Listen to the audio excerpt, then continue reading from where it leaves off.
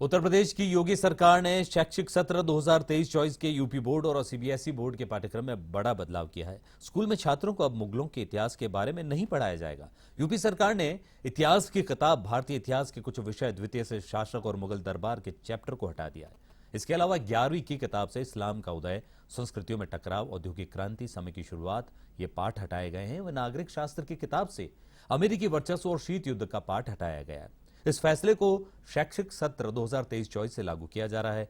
इस कदम पर यूपी के उप मुख्यमंत्री ब्रजेश पाठक ने कहा कि हमारी संस्कृत हमारी सांस्कृतिक विरासत है। हम अपनी नई पीढ़ी का परिचय विरासत से कराना चाहते हैं।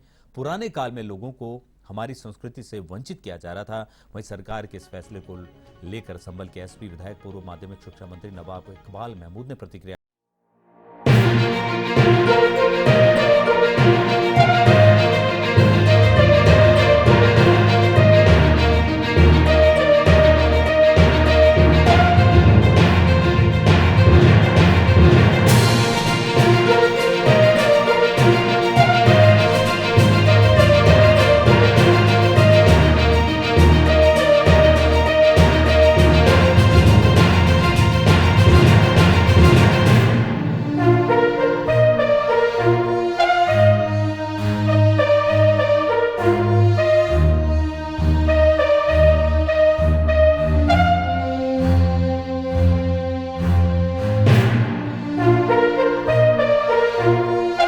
आई है कि चैप्टर हटाने से मुगल शासन नहीं हटने वाला। तो क्या कुछ हो रहा है वहां पर इस पूरे मामले को लेकर? बिल्कुल, देखिए निश्चित तौर पर विक्रम, उत्तर प्रदेश की योगी सरकार ने शैक्षिक सत्र 2023-24 के यूपी बोर्ड और सीबीएसई बोर्ड के पाठ्यक्रम को लेकर अहम फैसला किया है। स्कूलों में छात्रों को अब मुगलों के इतिहास के बारे में नहीं पढ़ाया जाएगा। एनसीईआरटी द्वारा जून 2022 में मुगल इतिहास और शीत युद्ध आदि पर अध्याय जो है उसको हटा दिए गए थे।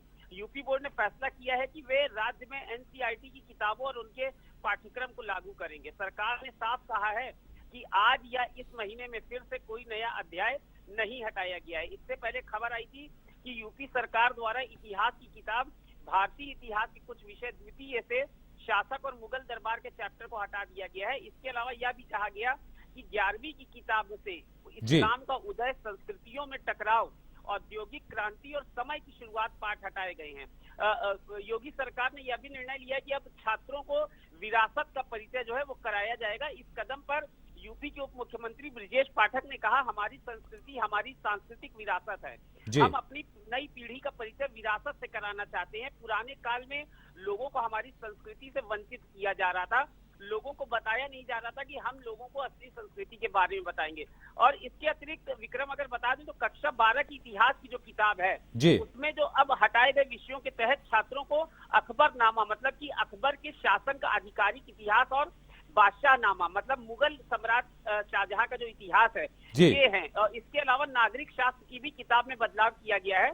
स्वतंत्र भारत में राजनीति की किताब से जन आंदोलन का उदय और एक दल के प्रभुत्व का जो दौर चैप्टर था हटाया गया है। इसके अतिरिक्त योगी आदित्यनाथ ने यह भी कहा है कि जो हमारे हिंदू शूरवीर रहे हैं जैसे महाराणा प्रताप, उनका इतिहास बहुत ही कम बताया जाता था छात्रों को। तो अब ऐसे जो शासक रहे हैं महाराणा प्रताप, इनके बारे में, रानी लक्ष्मीबाई के बारे में बताया जाएगा छात्रों को, और मुगलों का इतिहास जो वो हटाया जाएगा। 2020 में भी इससे पहले योगी सरकार ने, विक्रम अगर एक बात बता दें अपने दर्शकों को, तो एक फैसला लिया था जिसमें मुगलों का नाम और इतिहास को लेकर योगी सरकार ने फैसला लिया था, जिसमें 2020 की अगर बात करें तो योगी सरकार ने आगरा के मुगल म्यूजियम का नाम बदलकर छत्रपति शिवाजी महाराज म्यूजियम कर दिया गया था। तब योगी जी ने ट्वीट करके भी कहा था कि आगरा में निर्माणाधीन म्यूजियम को छत्रपति शिवाजी महाराज के नाम से जाना जाएगा। भारत के नए उत्तर प्रदेश में गुलामी की मानसिकता के प्रतीक चिन्हों का कोई स्थान नहीं। हम सब के नायक शिवाजी महाराज हैं और इन्हीं को हम जय हिंद और जय भारत के नाम से अब छात्रों को बताएंगे। विक्रम जी अमरीश, और जिस तरह से देखिए सरकार ने तो निर्णय कर दिया, लेकिन अब उसके विरोध में भी जिस तरह से विधायकों के बयान आ रहे हैं कि ये चैप्टर हटाने से मुगल शासन नहीं हटेगा, तो क्या लगता है आपको आगे चलकर ये टकराव का विषय भी बन सकता है? बिल्कुल, निश्चित तौर पर टकराव का विषय बनेगा, लेकिन इसमें सरकार ने सीधे साफ तौर पर यह कहा है कि हम किसी भी बादशाह को या किसी भी शासन को या किसी भी धर्म को हम पीछे या हटा नहीं रहे हैं। हम अपने जो मुगल जो हमारे जो बादशाह रहे हैं, जो हमारे महाराजा रहे हैं, उनके बारे में भी हम छात्रों को बता रहे हैं। किसी एक धर्म का, किसी एक मुगल का या किसी एक शासक का हमको प्रचार प्रसार नहीं चाहिए। अगर पुराने धर्म की बात करें, पुरानी संस्कृति की बात करें, तो सांस्कृतिक धरोहर क्या है और सांस्कृतिक जो हमारे शासक हैं, उनके जो हिंदू शासक रहे, उनके बारे में भी छात्रों को और लोगों को पता चल सके, इसलिए ऐसा किया गया है। विक्रम जी, अमरीश, इस जानकारी के लिए आपका बहुत बहुत धन्यवाद। तो कुल मिलाकर योगी सरकार का ये निर्णय, बड़ा निर्णय, उसके साथ ही विरोध के स्वर भी उठने लगे, लेकिन लग रहा है कि सरकार अपने इस निर्णय से पीछे नहीं हटेगी।